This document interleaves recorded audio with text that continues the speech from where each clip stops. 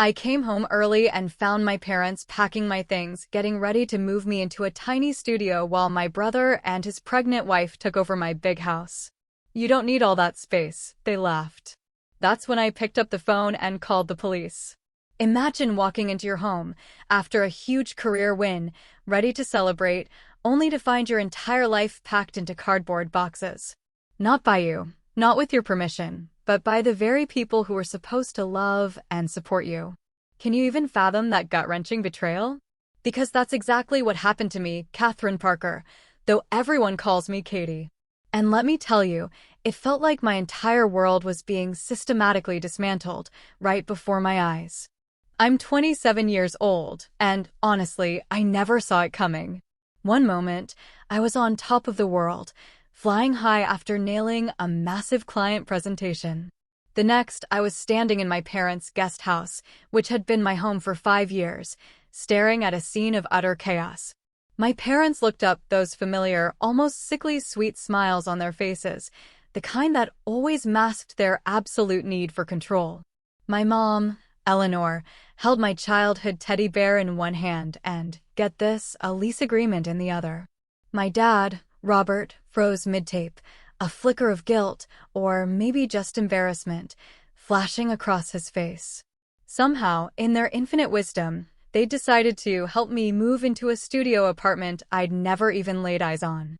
If you've ever felt your independence slipping through your fingers, or like you're just a puppet in someone else's play, then trust me, you'll understand. Before I dive deeper into this nightmare, I want to say, I've worked my butt off to build my career. I graduated at the top of my class from Northwestern with a degree in business and marketing, then landed an entry-level position at Meridian Partners, one of the most prestigious marketing firms in Chicago. For 5 years, I poured everything I had into that job, late nights, weekends, whatever it took. Just last month, all that grinding finally paid off.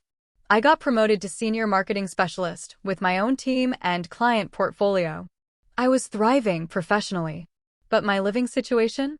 Yeah, not quite matching the professional success. I was still in the guest house on my parents' sprawling suburban property in Northbrook, about 30 minutes outside Chicago. It wasn't that I couldn't afford my own place. I absolutely could. The arrangement started as a temporary solution after college to pay down student loans, but somehow, 3 months turned into 5 years.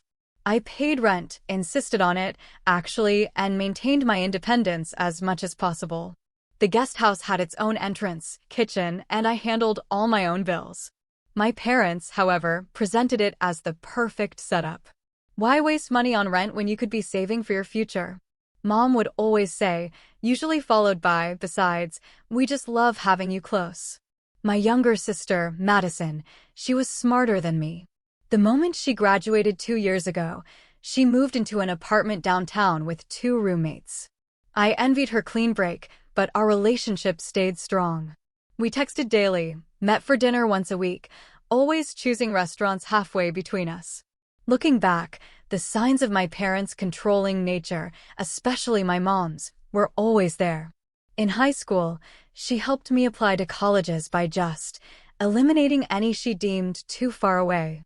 During college, she'd call my roommates to check if I was studying enough. Even now, she had opinions on everything from my hairstyle to my dating life. Dad was more laid back, but ultimately, he'd always defer to Mom, creating this impenetrable, united front. About a month ago, I started casually mentioning looking for my own place during our Sunday family dinners. Nothing concrete, just browsing online listings, getting a feel for the market. I think it might be time for me to find something in the city, closer to work, I'd said. Mom's fork literally paused halfway to her mouth. The commute's never bothered you before. It's not terrible, I admitted, but I'm spending nearly 2 hours in the car every day. Plus, I'm almost 28. It might be nice to have my own space. You have your own space in the guest house, Dad pointed out, though his tone was gentler than Mom's. I know, and I appreciate it. I'm just starting to look around. No decisions yet. That seemed to satisfy them, for the moment. But then Mom peppered me with questions throughout dessert. What neighborhoods? Did I know how dangerous some of those areas could be? Had I thought about maintenance issues in old city buildings? Each question felt like a tiny hook trying to snag my resolve, but I answered patiently, thinking I was just preparing them for my eventual move. Last week, I flew to Chicago for that important client presentation. Technically, I worked at the firm's suburban office, but our biggest client was headquartered downtown. The presentation was scheduled for Thursday and Friday, but by Wednesday afternoon, we'd finalized everything. When the client signed the contract on the spot, a huge win for our team. My boss told me to take Thursday and Friday off as a reward. I was ecstatic. I decided to surprise my family by coming home early. Maybe we could celebrate with a nice dinner, and I could casually bring up that I'd been looking more seriously at apartments. I even had a showing scheduled for Saturday in a neighborhood I really liked. As I turned my car into our long driveway that Wednesday evening, I noticed an unfamiliar vehicle parked behind my dad's SUV. It took me a moment to recognize it as my Aunt Sylvia's sedan. Mom's older sister lived about 45 minutes away and rarely visited without advance planning for some special occasion. My first real indication that something was horribly, terribly wrong came when I spotted several large boxes stacked near the front door of the main house. They were labeled in my mother's neat handwriting: Katie, kitchen, Katie, books. A cold, heavy feeling settled in my stomach as I parked and walked toward the house, my wheeled suitcase bumping along behind me. Through the front window, I could see movement, people going back and forth carrying things. I heard hushed voices from inside, my mother's rising occasionally to give directions. What I couldn't understand was why they were packing up my things and why they were doing it now without telling me. I pushed open the front door, the familiar creak announcing my arrival before I could even say anything. The activity inside froze. My mother stood in the center of the living room, clipboard in hand, while my father and Aunt Sylvia hovered nearby with half-filled boxes. "Katie!" Mom exclaimed, her surprise quickly morphing into an unconvincing smile. "You're home early." I stepped inside, taking in the scene. The guest room that had been mine since childhood, whenever I stayed in the main house, was completely dismantled. My bookshelves were empty, dresser drawers pulled out, framed photos packed away. But even more disturbing, there were boxes labeled with items from the guest house, my actual living space. "What's going on?" I asked, my voice barely above a whisper. Mom beamed at me, like this was the most natural, most wonderful thing in the world. "We found you the perfect apartment. Isn't that wonderful?" Dad at least had the decency to look uncomfortable, shifting his weight from one foot to the other. Aunt Sylvia became intensely interested in folding a sweater that had already been folded. "You what?" I managed, still frozen in the doorway, my brain struggling to catch up.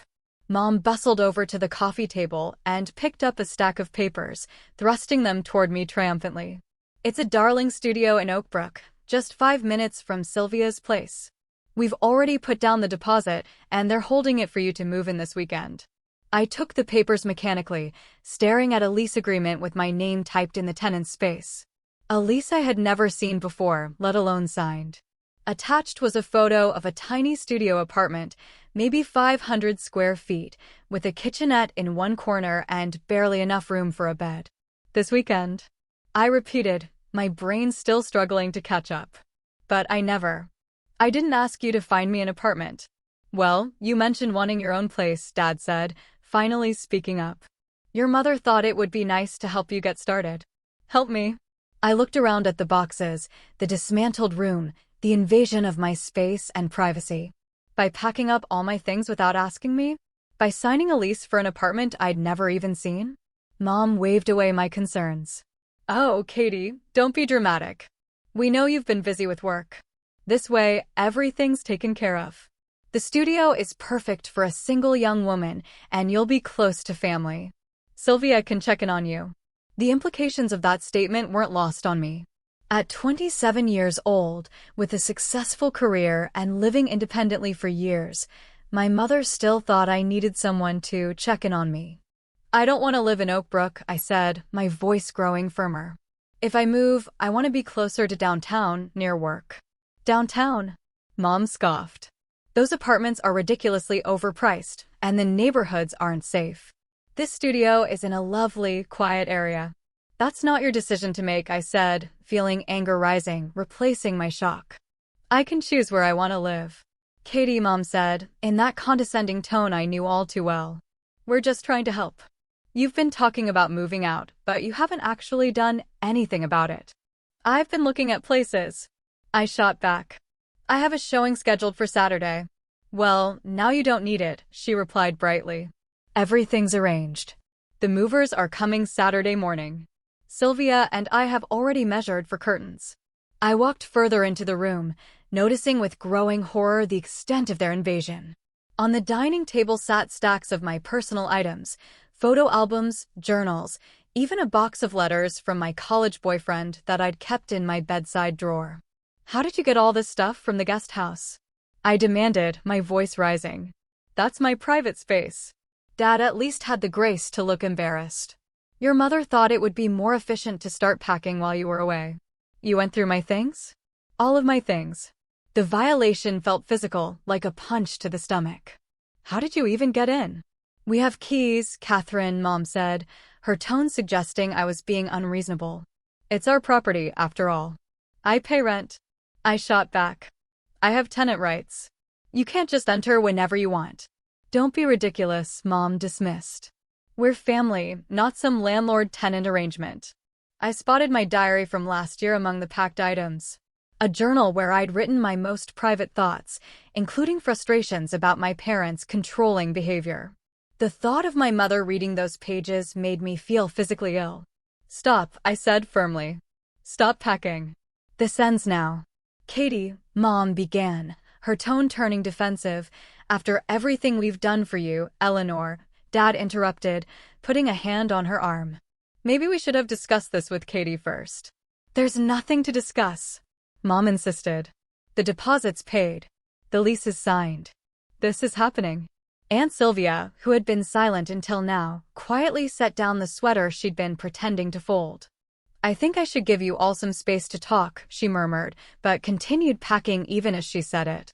I moved to the table and picked up my journal, clutching it protectively. Did you read this, Mom? I asked, my voice shaking. Her slight hesitation told me everything I needed to know. How could you? I whispered. I needed to understand what you've been thinking, she justified. You've been so secretive lately. Always on your computer, barely talking during Sunday dinners. The realization hit me like a wave. My computer. Did you go through that, too? Another telling hesitation. You did, didn't you? That's how you knew I was looking at apartments. You invaded my privacy completely. I saw those awful downtown listings you were looking at, Mom admitted, without a hint of remorse. Ridiculously overpriced and in such questionable areas. I knew we had to step in before you made a terrible mistake. The depth of the violation was still sinking in. My parents hadn't just packed my things. They'd systematically invaded every private aspect of my life to maintain control over my decisions. How did you even know I'd be away until Friday? I asked suddenly. I never told you my exact schedule. Dad looked away, but Mom lifted her chin defiantly. I called your office as your emergency contact. That new assistant of yours was very helpful. You posed as me? I was aghast. That's completely inappropriate. It was necessary, Mom insisted. Otherwise, we wouldn't have had enough time to arrange everything. I looked at my father, hoping to find an ally, but he just shrugged helplessly. Your mother thought it would be a nice surprise, he offered weakly. The patterns of my entire life flashed before me. College applications mysteriously lost for schools more than 3 hours away. A scholarship opportunity my mother forgot to tell me about until after the deadline. Boyfriends subtly criticized until I began to doubt the relationships myself. Even my career choice had been influenced by their constant comments about the stability of marketing compared to my original interest in photography. I reached for my phone to call Madison, needing someone to talk to, only to be sent straight to voicemail. Perfect timing for her phone to be off. Catherine, Mom said, using my full name as she always did when laying down the law. I know you're upset, but you're overreacting. This is for your own good. My own good. I repeated incredulously. How is violating my privacy and making decisions about my life without my input for my own good? You're not thinking clearly about this, she continued. The studio is perfect for a single woman. You don't need all that space you were looking at downtown. That's not for you to decide. Well, someone needs to make sensible decisions here, she snapped, her facade of helpfulness finally cracking. You clearly aren't ready to make these choices on your own. The implication that at 27, with a successful career and independent life, I somehow wasn't capable of choosing my own apartment was the final straw. Put everything back, I demanded. Now. I'm not moving into that studio. It's too late, Mom replied coldly. The deposit is non-refundable. That's your problem, not mine, I said, surprising myself with my firmness. I never asked you to do any of this. After all we've done for you, she began, her voice rising.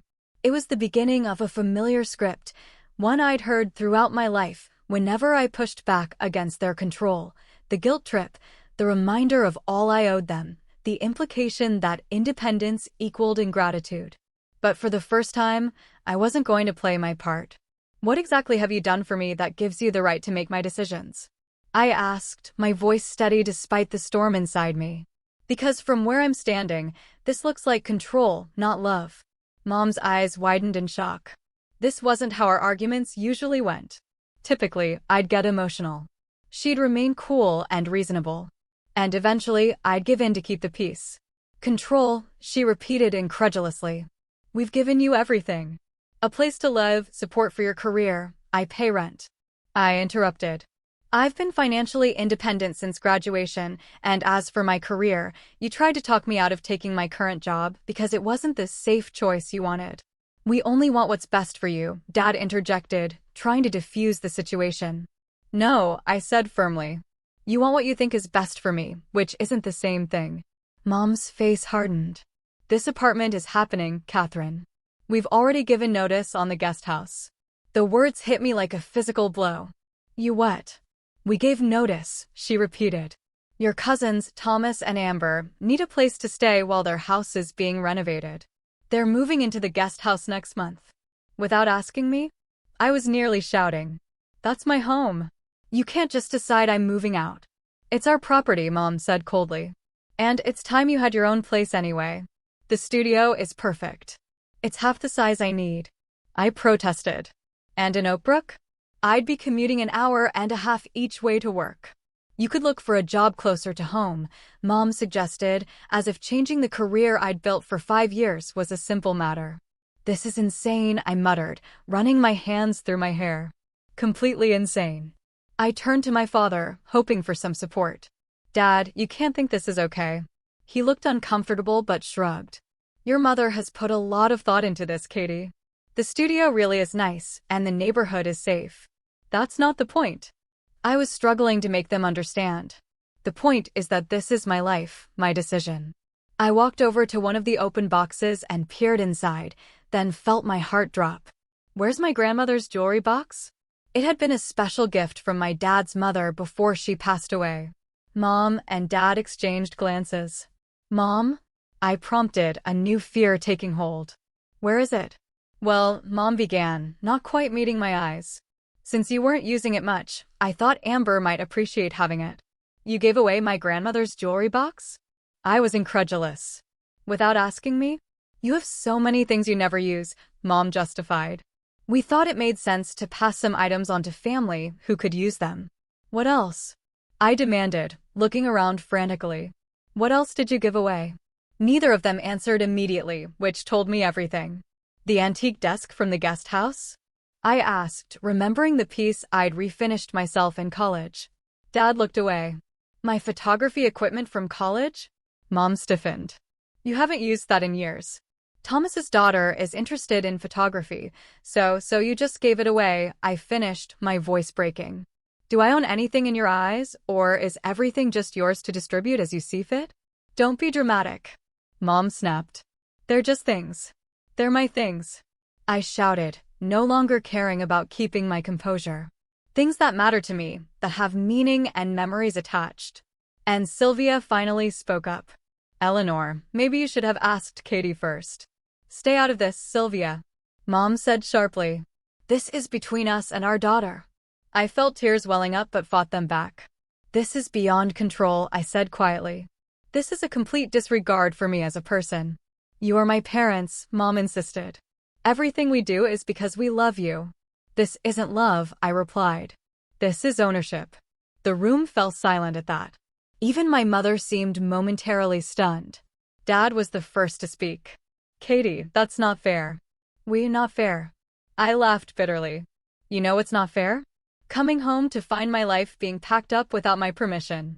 Having my privacy violated, finding out my home has been given away, and my possessions distributed to relatives. I moved toward the door, needing to escape before I completely broke down. Where are you going? Mom demanded. Away from here, I said simply.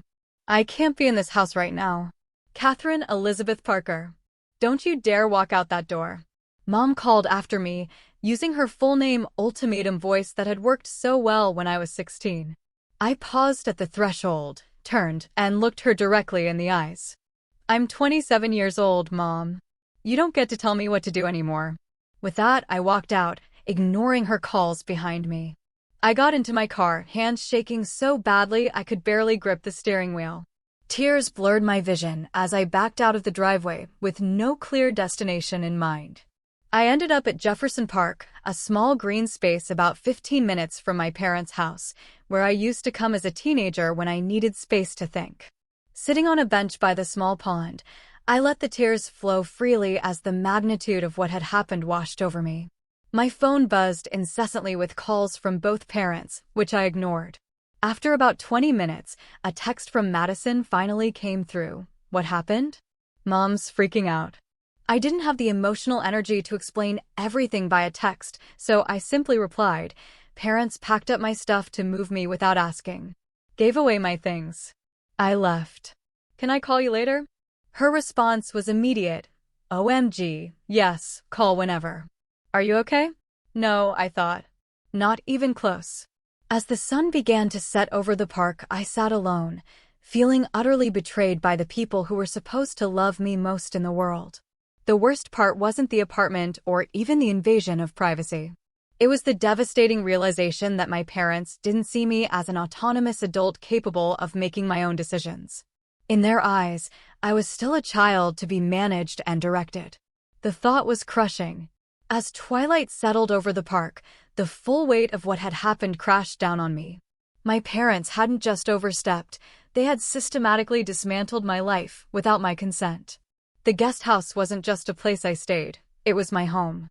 I had built a life there, created a space that was entirely mine, and now it was being handed over to cousins I barely saw twice a year. I scrolled through my phone, looking at the mist. Calls from my parents, 10 from Mom, 3 from Dad. There were also several text messages, ranging from angry demands to know where I was to worried questions about my safety, culminating in guilt-inducing statements about how concerned they were. The most recent text from Mom read, Catherine, this behavior is completely irresponsible. Your father and I are beside ourselves with worry. Come home immediately so we can discuss this like adults. The irony of her invoking adult behavior wasn't lost on me. With shaking hands, I opened my Photos app and scrolled through pictures of my space in the guest house. The bookshelves I'd arranged just so. The gallery wall of photographs I'd taken myself. The cozy reading nook by the window. All of it would be gone, packed away into a tiny studio apartment I'd never even seen. But it was worse than that. As I sat there, more devastating realizations kept hitting me. My mother hadn't just read my journal, she'd gone through my computer, my private correspondence, my personal documents. The violation felt visceral, like someone had reached inside me and rummaged through my most intimate thoughts. And they'd given away my things. Not just any things, items with deep sentimental value. My grandmother's jewelry box had been one of my most treasured possessions. Inside were not just the few pieces of jewelry she'd left me, but letters she'd written, small mementos we'd shared, a pressed flower from the last time we'd walked in her garden together before she passed away. Did my mother even know those things were in there? Did she care? The antique desk I'd refinished had been a labor of love during a difficult time in college.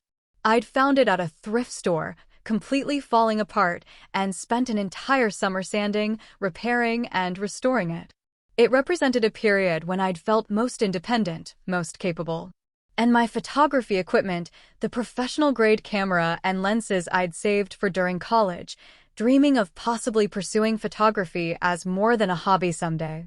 Equipment that represented a path not taken, but still cherished as a possibility. All of it given away without a second thought. A sob escaped me, startling a nearby duck. These weren't just possessions, they were pieces of my identity, tangible representations of who I was and what mattered to me. And my parents had distributed them like unwanted items at a garage sale. My phone buzzed again, another text, this time from Dad. Katie, please come home. Your mother is very upset. We need to talk about this. Of course, my mother was upset. Never mind that they had violated my privacy, given away my possessions, and tried to relocate me without my consent. The priority was still my mother's feelings. As darkness fell completely, a new text from Madison came through. Just talked to Mom. Holy **T Katie. Are you okay? Where are you? Do you need me to come get you?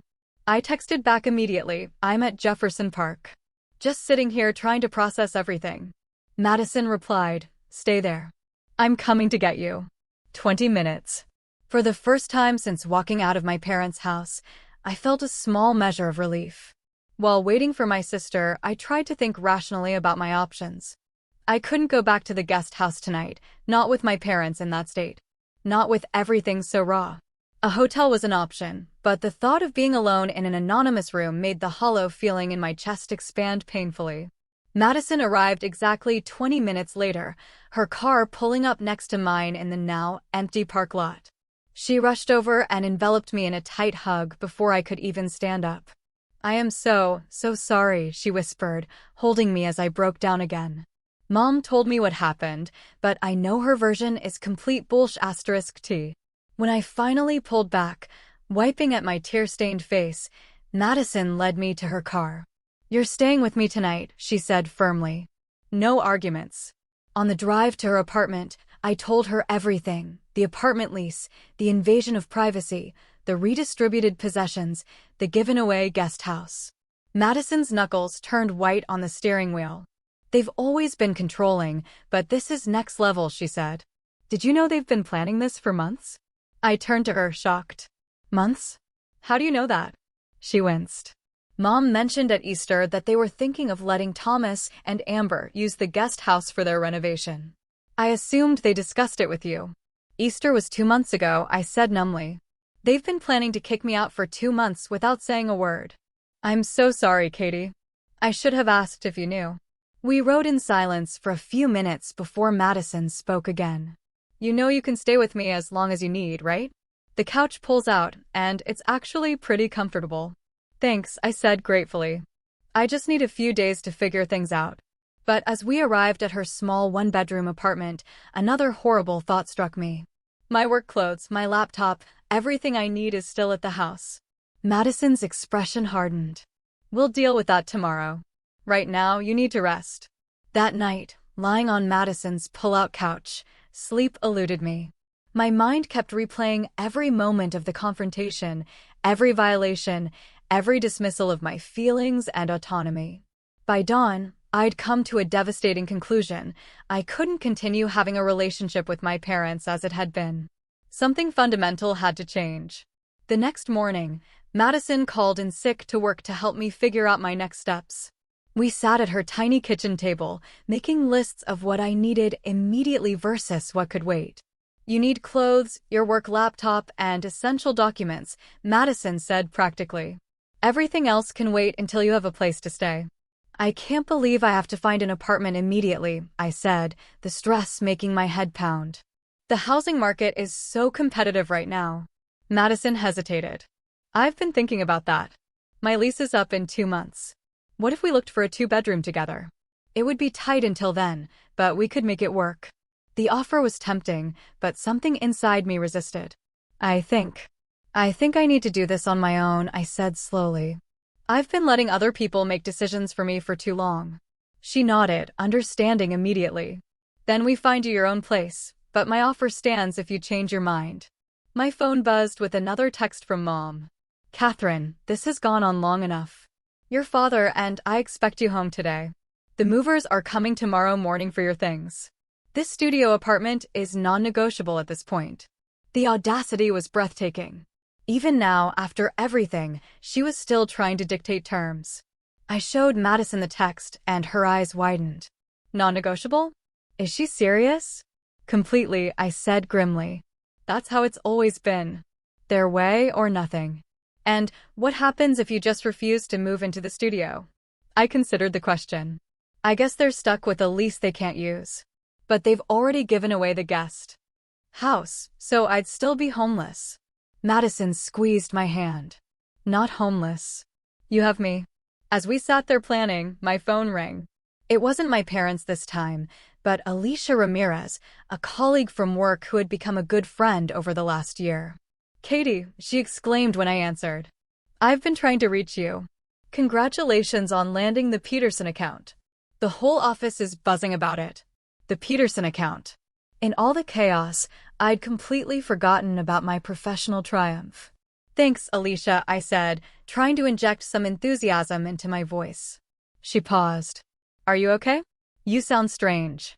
Before I could stop myself, the whole story came pouring out. Alicia listened without interrupting, making only occasional sounds of disbelief or outrage. When I finished, she didn't hesitate. You're coming to stay with me, she declared.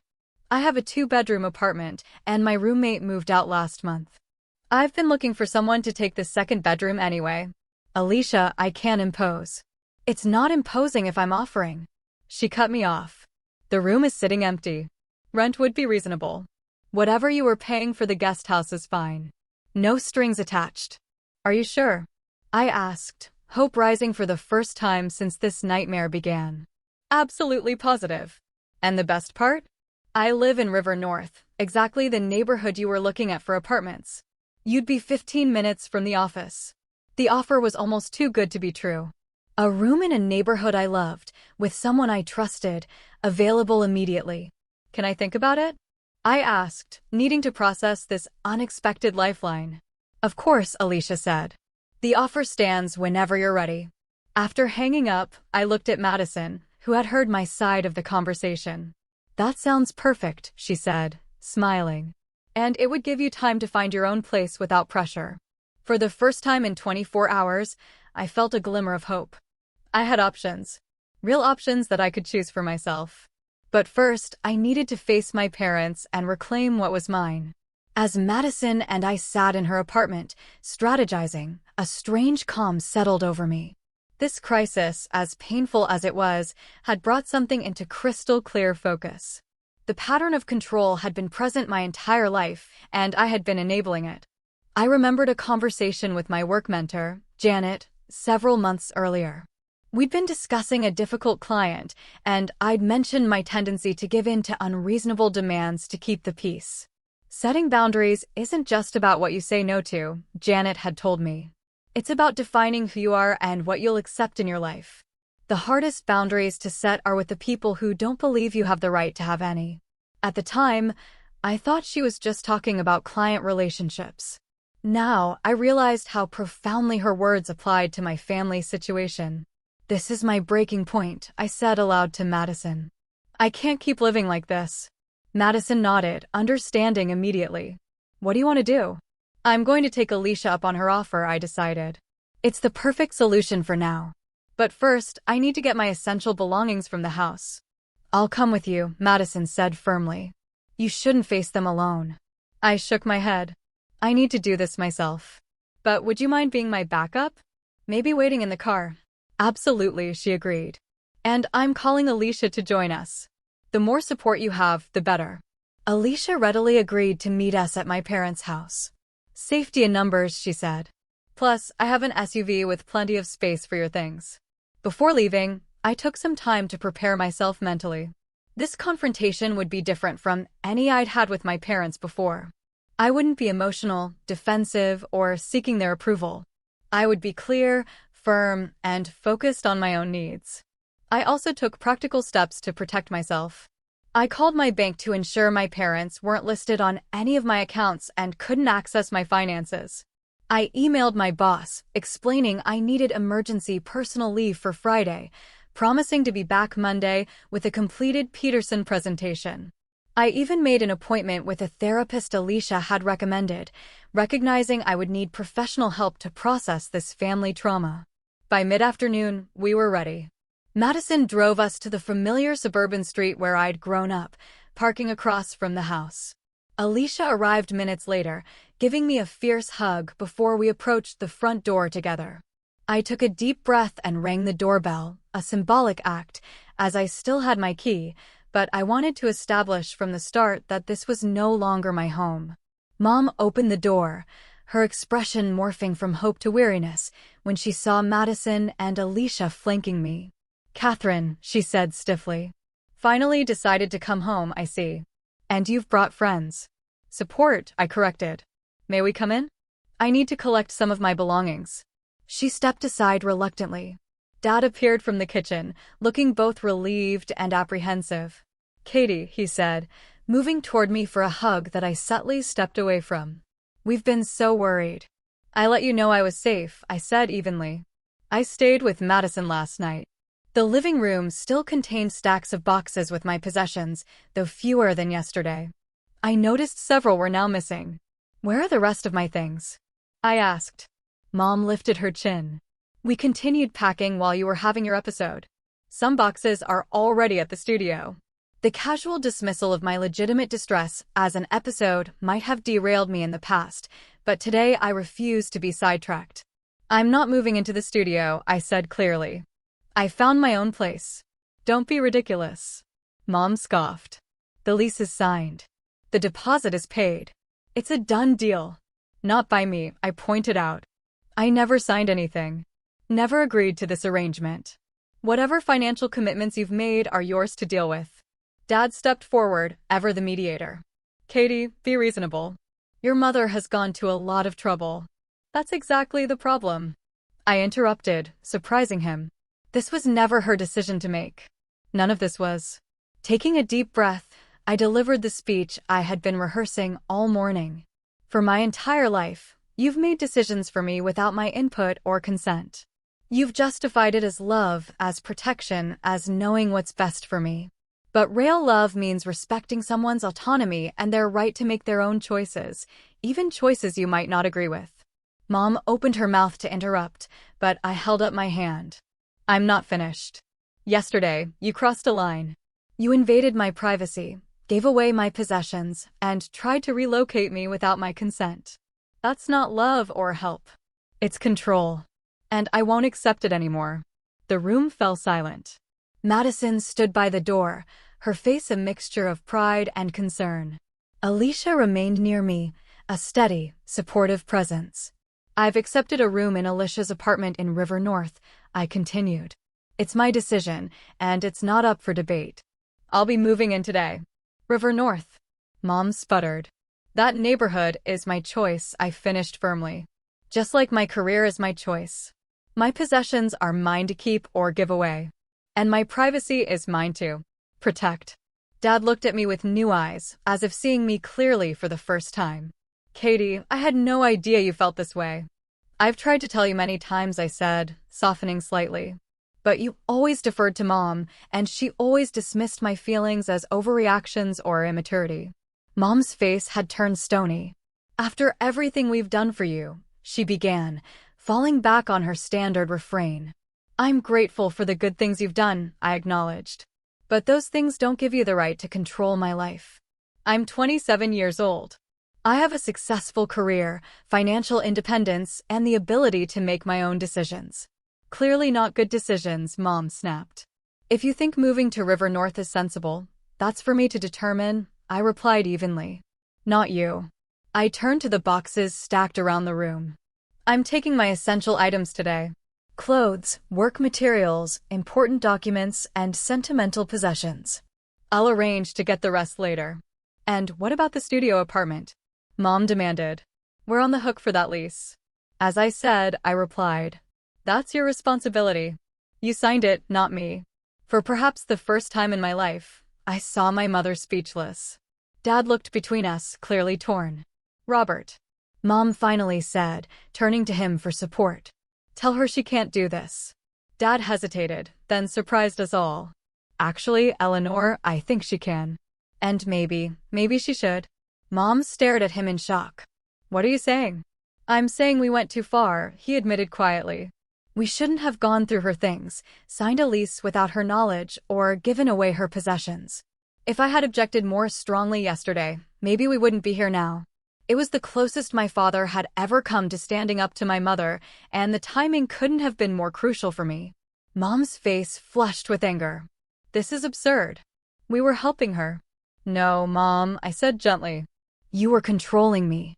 There's a difference. With Madison and Alicia's help, I began methodically sorting through the boxes, taking only what truly mattered to me: clothes for work, my laptop and work files, important documents like my birth certificate and passport, and the sentimental items that hadn't yet been given away. Mom alternated between angry outbursts, tearful guilt trips, and attempts to bargain. At least look at the studio before deciding, she pleaded. It really is lovely. That's not the point, I explained for what felt like the 100th time. The point is that you made this decision without me. Dad hovered uncomfortably, occasionally helping us carry boxes to Alicia's SUV. At one point, he pulled me aside. Katie, I want you to know I'm sorry, he said quietly. A real one. Not just the quick one I gave last week. I stopped sorting and gave him my full attention. I've always known your mother can be overwhelming, he continued. But I told myself it was just her way of showing love. I never stepped in when I should have. Never stood up for you when her control became unhealthy. Why not?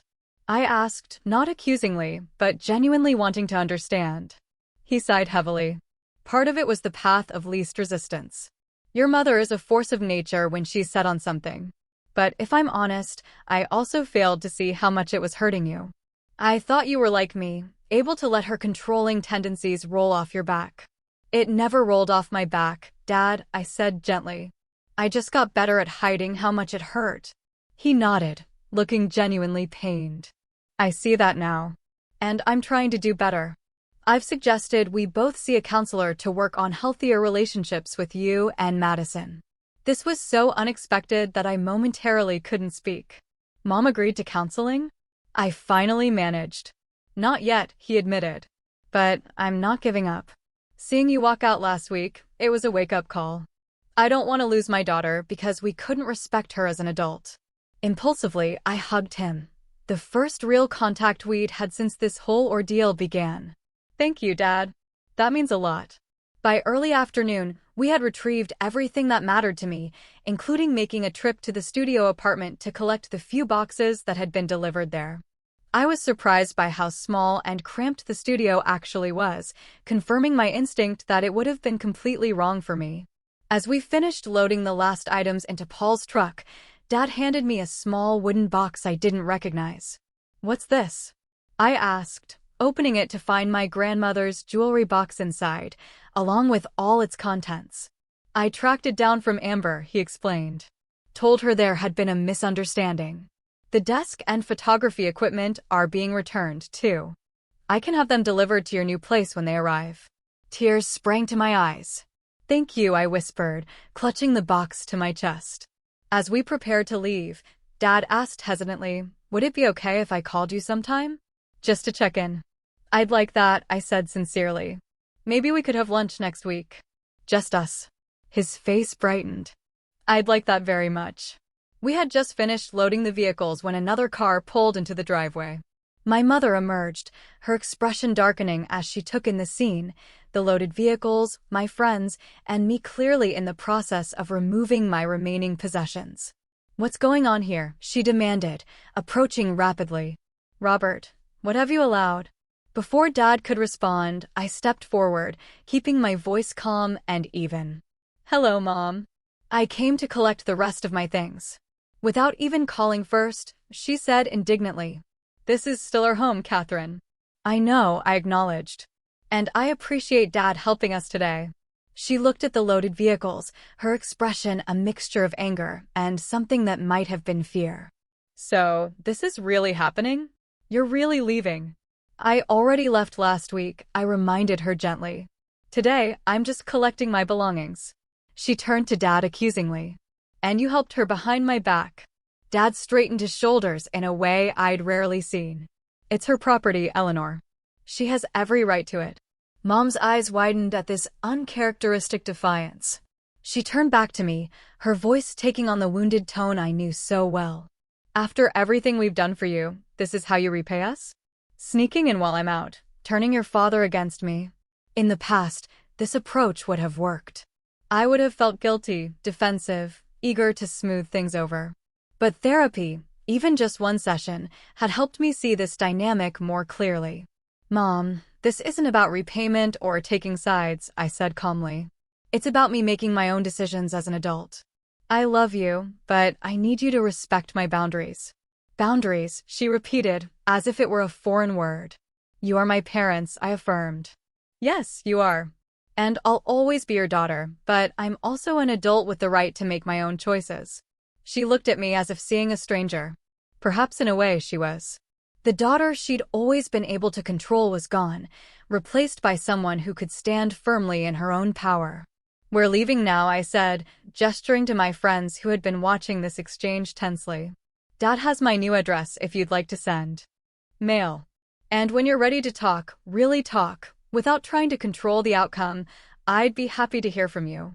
With that, I walked to Madison's car and got in, watching through the window as Dad put his arm around Mom's rigid shoulders. As we drove away, I felt no triumph or vindication, only a mix of sadness and hope. The relationship wasn't over, but it was fundamentally changed. And that change, painful as it was, had been necessary for my own well-being. You okay? Madison asked as we merged onto the highway. I considered the question carefully. Not completely, I said honestly. But I will be. 1 month after moving into Alicia's apartment, I stood in my new room, marveling at the transformation. The space had become truly mine in a way my room in the guest house never had been. I'd painted one wall a bold teal color that Mom would have hated. I'd bought art that spoke to me rather than matching the decor. And I arranged my books by genre instead of size and color, as Mom had always insisted. It looks amazing in here, Alicia commented, leaning against the door frame. I barely recognize it as the same room. Thanks for letting me make changes, I said gratefully. And for everything else. Living with Alicia had been a revelation. She respected my privacy, never entered my room without permission, and treated me as an equal partner in household decisions. These shouldn't have been remarkable things, but after a lifetime of subtle control, they felt revolutionary. Work had become a sanctuary, too. My success with the Peterson account had led to increased responsibilities and recognition. My boss, Janet, had been incredibly supportive when I briefly explained my family situation. Establishing healthy boundaries is one of the hardest things we do as adults, she told me, especially with parents who don't want those boundaries. I'm proud of you for taking that step. Perhaps the most transformative part of this month had been my weekly therapy sessions with Dr. Rivera. She helped me understand that my parents' controlling behavior wasn't really about me at all. It was about their own insecurities and inability to adapt to their children growing up. Your mother's identity has been wrapped up in being needed, Dr. Rivera explained. When you demonstrate independence, she experiences it as rejection. That doesn't make her behavior okay, but understanding it might help you respond more effectively. Dad and I had established a new routine of weekly lunch dates, just the two of us. At first, they'd been awkward, with Dad unsure how to relate to me outside the family dynamic. But gradually, we were building a relationship based on mutual respect rather than parental authority. Mom was struggling more with the new reality. She'd called several times, each conversation a mixture of guilt trips, passive-aggressive comments, and occasional genuine questions about my life. I maintained firm boundaries, ending calls when she became manipulative and expressing appreciation when she made efforts to respect my autonomy. Madison had become my strongest ally, visiting my new place often and helping me navigate the evolving family dynamics. Mom actually asked me yesterday what kind of apartment you have, she reported during one visit, not to criticize, but because she wants to send you a housewarming gift. Really? I was skeptical but hopeful. Really? I think seeing Dad stand up to her was a shock to her system. She's realizing she might lose both of us if she doesn't adjust. By the 3-month mark, I had found my own apartment, a 1-bedroom in the same neighborhood as Alicia's place. It was smaller than the guest house, but entirely mine. The day I signed the lease was one of the proudest moments of my life. "Are you sure you don't want me to help with the deposit?" Dad had offered when I told him about the apartment. "I appreciate the offer," I'd said sincerely, "but I need to do this on my own." He nodded, understanding in a way he might not have before. "I'm proud of you, Katie. Really proud." Moving day arrived in early autumn. Alicia, Madison, Paul, and several other friends formed a volunteer moving crew, turning what could have been a stressful day into something joyful. As we carried the last box into my new place, my phone rang. "Mom calling. Should I get that?" Madison asked, seeing me hesitate. I took a deep breath. "No, I've got it." "Hello, Mom," I answered, stepping onto my small balcony for privacy. "Catherine," she began formally, then softened. "Katie, your father tells me today is moving day." "That's right," I confirmed. "We just finished bringing in the last of my things." A pause. "Is it a nice place?" The question seemed genuinely interested rather than judgmental. "Yes, it is. 1 bedroom, good light, walking distance to work." Another pause. "I'd like to see it sometime, if that would be all right with you." The request, phrased as a request, not a demand, represented significant progress. "I'd like that," I said cautiously. "Maybe in a couple of weeks, once I'm settled." "That would be fine," she agreed, sounding almost relieved. "I have something for you. A housewarming gift. Nothing big, just something I thought you might like." "Thank you, Mom. That's thoughtful." We spoke for a few more minutes, the conversation less strained than any we'd had since the blow-up. As I hung up, I felt a glimmer of hope that perhaps with time and continued boundaries, we might build a healthier relationship. 6 months after the day I'd walked in on my parents packing my belongings, my life had transformed completely. My new apartment felt like home in a way no place ever had before. My career continued to flourish. I'd received another promotion and was now managing my own small team. I'd even started dating again on my own terms, seeing a kind architect named Ethan, whom I'd met through a work event. The holidays approached, bringing their own challenges and opportunities for growth. For the first time, I decided to host Thanksgiving in my apartment instead of automatically going to my parents' house. "Are you sure?" Madison asked when I proposed the idea. "Your place is great, but it's not exactly designed for big family dinners." "It'll be cozy," I insisted. "And important for everyone to see this as my home, not just a temporary stopping place until I come to my senses and move back to the suburbs." To my surprise, Mom didn't resist the idea. "We'll bring the pumpkin pies," she offered. "Your father's making his special cranberry sauce, too." When Thanksgiving arrived, I felt a strange mix of nerves and excitement as I prepared my apartment. I'd bought a small dining table that just barely fit in my living area, supplemented with folding chairs borrowed from friends. The kitchen was tiny, but I'd carefully planned a menu I could manage in a limited space. When my parents arrived, Mom hovered at the threshold for a moment, taking in the space with curious eyes. "It's lovely, Katie," she said finally, and I could tell she meant it. "You've made it very much your own." The meal wasn't perfect. The turkey was slightly overdone, and we had to use the coffee table as a sideboard for extra dishes, but it was authentic in a way family gatherings had never been before. Dad told jokes, Madison brought her new boyfriend, and Mom actually asked questions about my life instead of offering unsolicited advice. As we finished dessert, Mom cleared her throat nervously. "I have something to say," she announced, looking directly at me. "I've been seeing a therapist at your father's suggestion. It's been enlightening." The table fell silent. This was unexpected. "I'm beginning to understand that my need to control came from fear," she continued. "Fear of you girls making mistakes. Fear of not being needed anymore. Fear of losing my purpose as a mother." She took a shaky breath. "It doesn't excuse how I behaved, but I'm working on it. And I want to thank you, Katie, for having the courage to set boundaries that I should have respected all along." Tears sprang to my eyes as I reached across the table to squeeze her hand. "Thank you for telling me that, Mom. It means a lot." The road to healing wasn't straight or simple. There were still difficult moments, times when mom slipped into old patterns or when I reacted with ingrained defensiveness, but there was progress. Real progress, built on honest communication and mutual respect. As I reflect on the journey of these past 6 months, I'm struck by how a crisis that felt like the end of something important became the beginning of something better. The day I walked in to find my parents packing my belongings wasn't just about an apartment or possessions. It was about who had the right to make decisions about my life. I learned that being controlled isn't the same as being loved. That independence isn't just about where you live, but about having the freedom to make your own choices and, sometimes, your own mistakes. That family relationships can evolve and heal even after profound breaches of trust. Most importantly, I discovered a strength in myself I hadn't known existed. The courage to stand firm in my own truth, even when facing the people whose approval I'd sought my entire life. The journey isn't over. Healing rarely follows a neat timeline, and old patterns can resurface in moments of stress.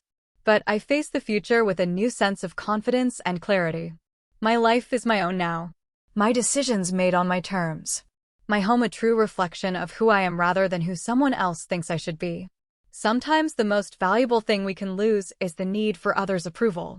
And sometimes the most important boundaries aren't the ones we set with others, but the ones we set for ourselves, deciding what we will and won't accept in our lives, regardless of how much we love the people on the other side of those boundaries.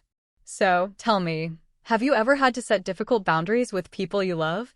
How did you find the courage to stand up for yourself when it mattered most? I'd love to hear your stories in the comments below.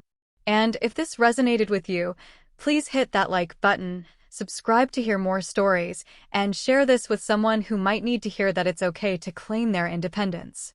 Thank you for listening to my journey, and remember, the hardest paths often lead to the most beautiful destinations. Boyfriend and mom actually asked questions about my life instead of offering unsolicited advice. As we finished dessert, mom cleared her throat nervously. I have something to say, she announced, looking directly at me. I've been seeing a therapist at your father's suggestion. It's been enlightening. The table fell silent. This was unexpected. I'm beginning to understand that my need to control came from fear, she continued. Fear of you girls making mistakes. Fear of not being needed anymore. Fear of losing my purpose as a mother. She took a shaky breath. It doesn't excuse how I behaved, but I'm working on it. And I want to thank you, Katie, for having the courage to set boundaries that I should have respected all along. Tears sprang to my eyes as I reached across the table to squeeze her hand. Thank you for telling me that, Mom. It means a lot. The road to healing wasn't straight or simple. There were still difficult moments, times when mom slipped into old patterns or when I reacted with ingrained defensiveness, but there was progress. Real progress, built on honest communication and mutual respect. As I reflect on the journey of these past 6 months, I'm struck by how a crisis that felt like the end of something important became the beginning of something better. The day I walked in to find my parents packing my belongings wasn't just about an apartment or possessions. It was about who had the right to make decisions about my life. I learned that being controlled isn't the same as being loved. That independence isn't just about where you live, but about having the freedom to make your own choices and, sometimes, your own mistakes. That family relationships can evolve and heal even after profound breaches of trust. Most importantly, I discovered a strength in myself I hadn't known existed. The courage to stand firm in my own truth, even when facing the people whose approval I'd sought my entire life. The journey isn't over. Healing rarely follows a neat timeline, and old patterns can resurface in moments of stress. But I face the future with a new sense of confidence and clarity. My life is my own now.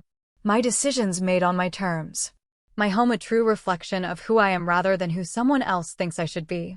Sometimes the most valuable thing we can lose is the need for others' approval. And sometimes the most important boundaries aren't the ones we set with others, but the ones we set for ourselves, deciding what we will and won't accept in our lives, regardless of how much we love the people on the other side of those boundaries. So, tell me, have you ever had to set difficult boundaries with people you love? How did you find the courage to stand up for yourself when it mattered most? I'd love to hear your stories in the comments below. And if this resonated with you, please hit that like button, subscribe to hear more stories, and share this with someone who might need to hear that it's okay to claim their independence. Thank you for listening to my journey, and remember, the hardest paths often lead to the most beautiful destinations.